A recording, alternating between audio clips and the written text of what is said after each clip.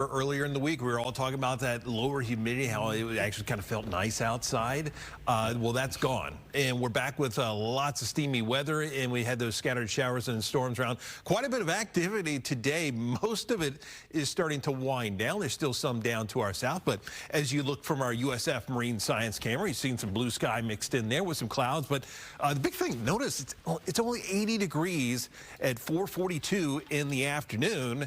And that's not something you see too often. That's because of all these showers and clouds that we've had just kind of roaming about as we've gone through the day. There it is on Sky Tower radar down to our south. Still seeing some pretty active weather, all extending out into the Gulf of Mexico. But that line, as it continues to work its way to the south, it is starting to weaken. We had some pretty strong storms working through Manatee, pushing through Sarasota.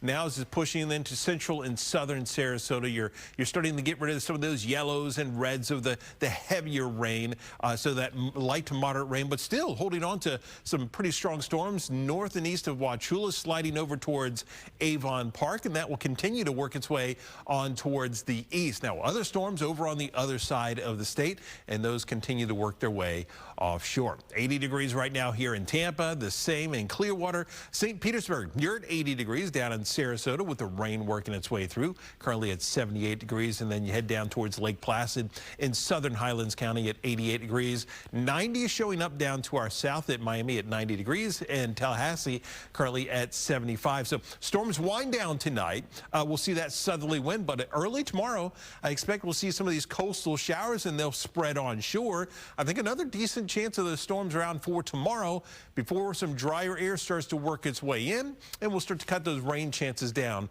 as we head into Sunday and into next week. But we are watching Hurricane Lee. Watch as that loop goes on. That rapidly intensifying hurricane yesterday. You see that eye getting really small and then kind of gets clouded over. Some wind shear starting to affect this system, and it will likely start to go through some what we call an eye wall replacement cycle. It's hard to keep that extremely intense hurricane intact.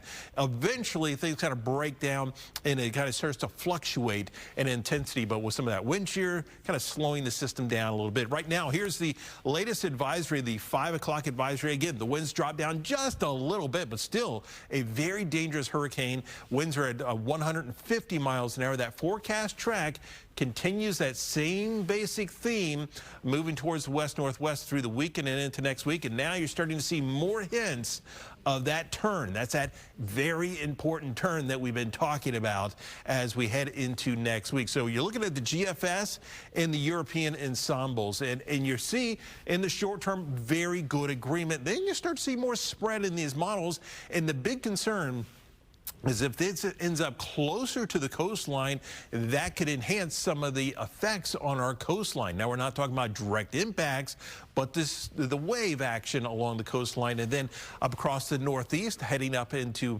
portions of Canada and Nova Scotia. Could see some effects up that way. So we're going to watch this very closely. Partly cloudy, a few showers near the coast overnight, 78 degrees then for tomorrow. More of these storms around daytime high at 90 degrees. On the water tomorrow, winds are out of the south at 5 to 10 knots, seas 1 foot or less. High tide, that comes up tomorrow morning at 9:45. Here's that 7-day forecast. Rain around 4 tomorrow. Then looks like we dry things out. We keep these daytime highs in the low 90s as we head through next week, Chris.